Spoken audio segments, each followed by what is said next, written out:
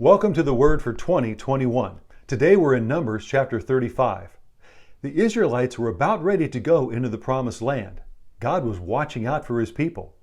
The Levites, they did not have an inheritance of land before them, so God was setting forth cities in which they were to live. And around each of the cities, God had set forth pasture land for them to take care of their flocks. There were 48 cities that God was establishing. Within these 48 cities, there were actually 6 that were called cities of refuge. These were cities where if someone accidentally killed someone else, then they could run to one of these refuge cities, and there they would find safe haven. They would receive a fair trial. It was for any Israelite or alien. It was for anyone living in the land. If they had this situation, they could run to a city of refuge. The penalty for taking a life was a life for a life. So this was not for those that murdered, but it was for accidental killings. God knows that wronged people want justice. However, God knows that in anger or in grief, we often pursue vengeance over justice. We oftentimes don't want to trust God's process. We want to take matters into our own hands.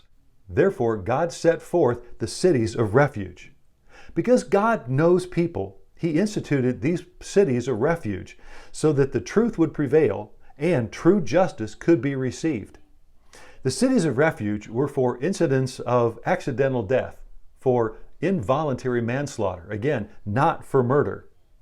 Even if you were innocent and you were found not guilty, you still needed to stay inside that city of refuge until the high priest died. Cities were strategically placed so that they would be where people could reach them quickly and easily. There were 3 cities on the east side of the Jordan and 3 cities on the west. The cities of refuge did not come about by man. It was God's idea. It was birthed from His heart. Why? Because God is merciful. Because God cares. This was not an afterthought, but it was planned out. It was prepared in advance before the people took possession of the land.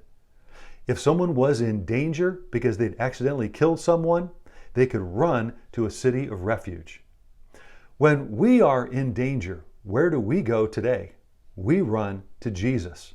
In Proverbs chapter 18, verse 10, we read, "The name of the Lord is a strong tower, and the righteous run to it and are safe."